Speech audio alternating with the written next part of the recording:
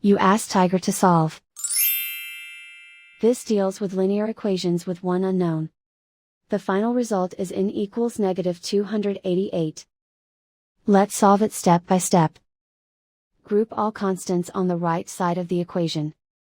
Subtract 263 from both sides. Simplify the arithmetic.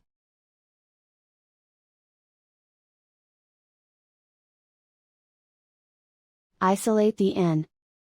Multiply both sides by 18. Group like terms.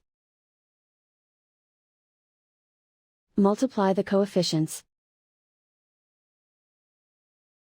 Simplify the fraction. Simplify the arithmetic.